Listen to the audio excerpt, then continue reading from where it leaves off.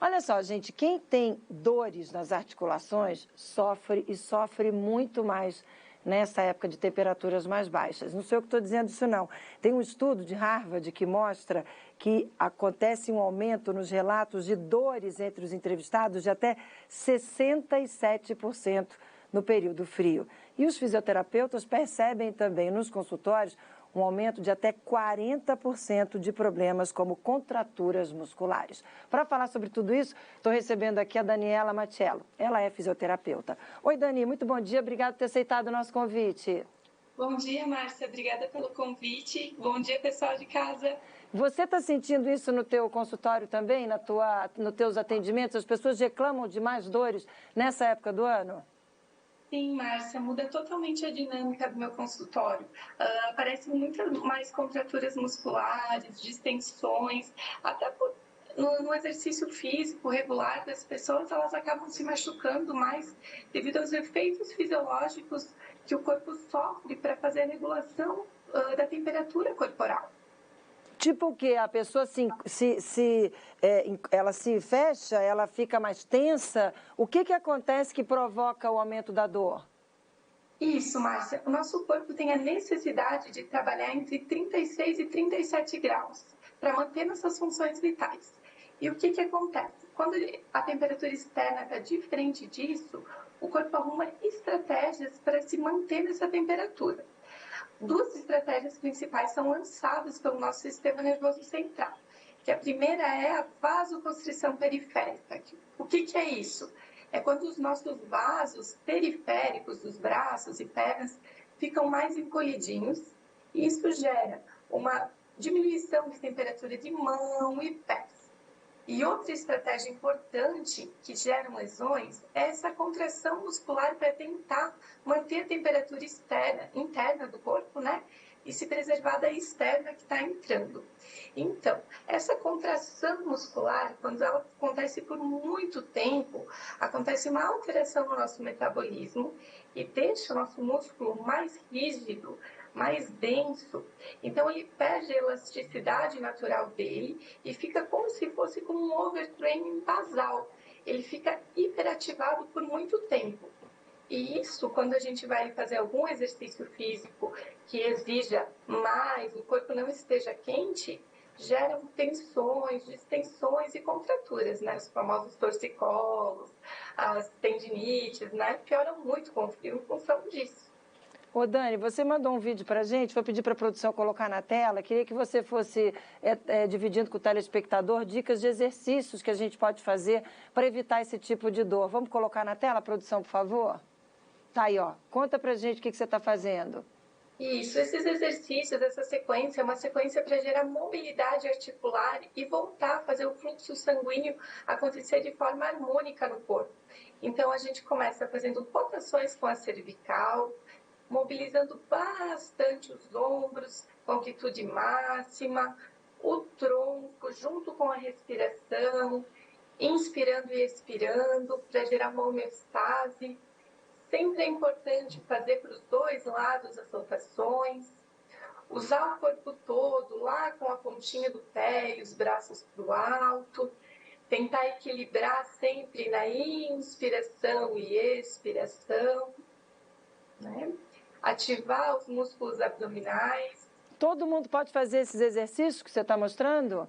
Sim, essa sequência é uma sequência que todo mundo que está em casa pode fazer e ela é bem legal para fazer antes de atividades aeróbicas, antes de até alongamentos mais vigorosos e específicos, para que o fluxo sanguíneo ocorra de uma forma mais harmônica mesmo.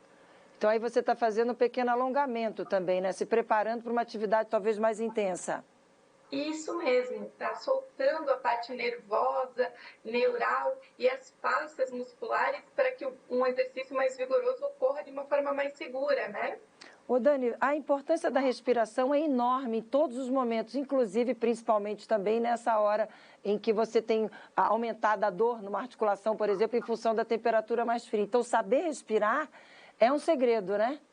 Isso mesmo. A respiração ela funciona como se fosse um vetor de pressões no nosso corpo. E quando a gente consegue associar ela o nosso movimento, o nosso corpo funciona todo de uma forma mais sistêmica. Então, a circulação melhora e melhora a nutrição muscular. Então, saber respirar é um segredo para ter uma vida melhor, um dia melhor. Porque, gente, acreditem se quiser, a gente não sabe respirar corretamente, não é isso, Dani? Não. A gente imagina que a nossa respiração é correta, mas 90% da população que chega, dos meus pacientes que chegam no consultório, tem disfunções que são respiratórias, principalmente de padrão inspiratório, que é aquele padrão que prende, bloqueia a respiração lá no alto. E em função de ansiedade e vida corrida, a gente esquece de relaxar e permitir que a respiração ocorra de forma mais natural, né? E mais profunda, né? A respiração correta é a que vem para a barriga, né? Isso mesmo. A gente tem que trazer ela lá para o umbigo. Agora, para fechar, estou vendo aí que você está com um gás de ozônio e você faz um trabalho de ozonioterapia. Queria que você dividisse com o nosso telespectador a importância do tratamento com ozônio. Então, o ozônio ele é estudado há muito tempo, mas pouco usado no Brasil, né? A gente começou a usar ele no Brasil tem relativamente... que ele estourou em 2 anos, né? Mas a principal função dele é a oxigenação celular. Volta no ponto que comentamos da respiração. Então, quando ele está regulando a oxigenação celular, ele consegue fazer com que as inflamações que fiquem nas células, elas sejam dissipadas. Então, ele tem uma forte atuação nas inflamações. E o fundo de praticamente todas as nossas dores são inflamatórias. Então, a importância dele é gigante, os benefícios dele são sensacionais. A gente pode usar desde aumento da imunidade para controle de doenças reumáticas, melhora dos pacientes que ficaram com restrição pulmonar em função de DPOCs, de Covid. Tudo isso ele pode estar ajudando. E nas dores das articulações também? Muitas das dores das articulações, porque ele faz o controle da inflamação.